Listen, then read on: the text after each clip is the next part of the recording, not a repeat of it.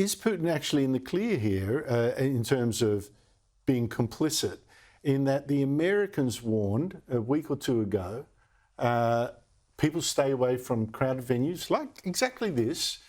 We fear a terrorist attack. It happened. Putin said, "Oh, they're just trying to panic us." No, we don't. That's misinformation. What do you make of that?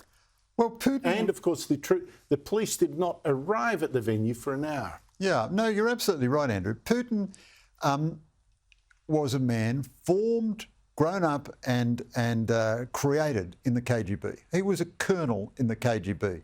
Disinformation, terror, the whole lot. And I think the case is very strong that he has previously staged fake terrorist attacks in order to justify strategic moves.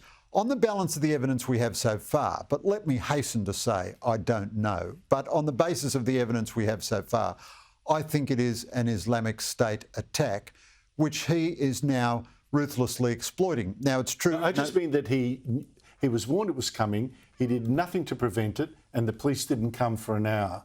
Yeah, the only thing I'd add, I'm not ruling that line of thinking out at all, not at all. The only thing I'd add, though, is the Russian ability to have a massive cock-up is fantastic, as we saw with the initial invasion of Ukraine. So, you know, the policemen were drunk, no one was on duty, nobody answered the phone. It's not inconceivable. But then Putin, of course, whether by design or by incompetence, has this mess, and he will try to exploit it. I just worry that he could exploit it to do something even worse to Ukraine now, like nuclear weapons, God knows. Who knows what he'll do.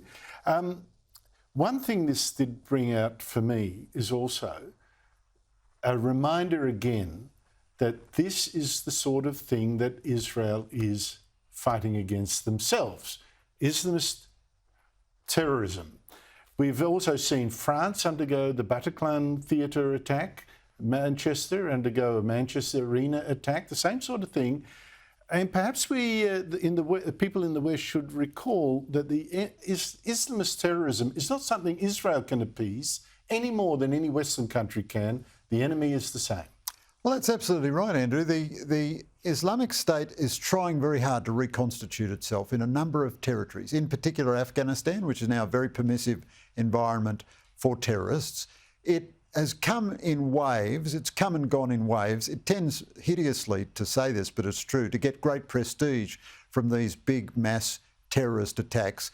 I went and had lunch with a couple of Israelis today, and they said the Hamas attacks on October 7, they didn't sound like Palestinian attacks. They sounded like Islamic State attacks. Now, they believe they were Palestinians, but who have imbibed the culture of Islamic State. And Islamic State wants to spread this ideology of which an extreme sadistic murderous quality is a central part. The violence is part of the ideology. It's not an add-on to, the religion of peace or something. It's part of the ideology. And they will... Now, Russia itself has a lot of trouble with its Muslim minority. It's a big power in Syria. Islamic State is unhappy with what it's doing in Syria.